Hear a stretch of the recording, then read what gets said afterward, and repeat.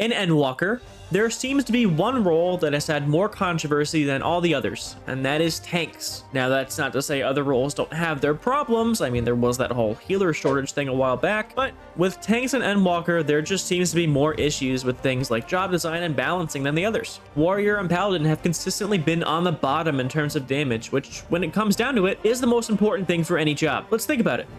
During progression rating, whether it's Ultimates or Savage, the most important thing in the early weeks is going to be damage. Every fight in this game has a hardened rage, meaning that boss has to be dead before the time limit, meaning that damage is always going to be priority in those early weeks. And you may not think it, but tank and healer damage are very important. It could be the difference between a 1% wipe or a clear. Now, you may be asking, what about survivability? I mean, tanks take hits. That's the whole idea around them. Sure, warriors are easily the bulkiest tanks, but there has been a single encounter where you need more survivability. Every tank can meet the survivability requirements, meaning when choosing a tank, you look for the tanks that do the most damage. And all of this wouldn't be a big issue if tanks dealing less damage could clear in the first few weeks. Take Abysso Savage, for example. If you were a first week raider, you could not use warrior. By having a warrior or paladin on your team, you are effectively handicapping yourself. And now as weeks go by, you get more and more gear, it's less of an issue. But the point still stands that when damage is king, lower DPS jobs get the shaft, especially with how fights work in this game. And I get it, warrior and even paladin have some of the most survivability and utility in the game. It makes sense that they would do less damage. I think exchanging that damage for survivability makes sense, and it makes the job stand out. And vice versa with things like Darkbreaker.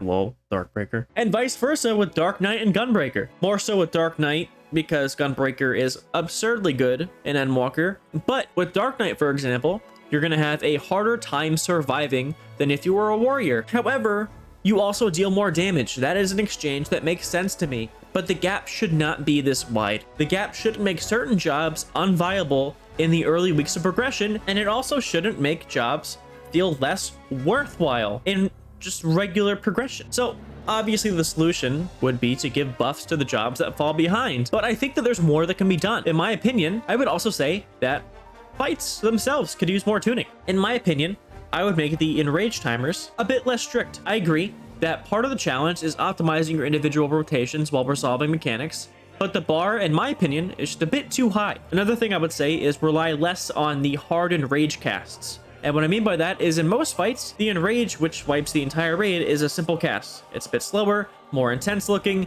You know it when you see it. Instead, what I would say is implement more soft enrages, which is same general idea. After a certain point of time, the boss just kind of wipes the raid, yes, but it gives you more time. It's not a cast that instantly wipes the raid. No, it could be anything like multiple casts that increase speed, the arena falling apart around you, and I hate to bring up WoW in this video, but it's literally the only way I can get this example across. In Castle Nathria, there is a boss called Sludgefist. Tanks have to run this boss into 4 pillars. When it recharges, if the tank misses and he hits the wall, it's going to be a wipe. So when all pillars are gone, it's going to be a wipe, but not instant. It does not wipe the entire raid at once, but you take so much damage that maybe you can squeeze in a kill at lower percent.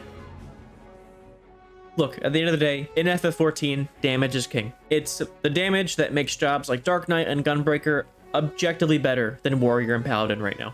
But in my opinion, the solution is not just to close the gap. No, there should be a gap in between tanks, especially when the tanks dealing less damage are objectively easier to play and are bulkier. No, on top of giving these jobs a damage boost, I would also say that the actual fights themselves need more tuning. By making enrages less strict, 1% wipes that are so infuriating become less common. So yes, buff the jobs that fall behind, but also I would say look at the fights themselves. And in my opinion, that would make tank balance and also job balance a lot better. But that's just my opinion. Let me know what you think in the comments below. Thank you for watching and take care.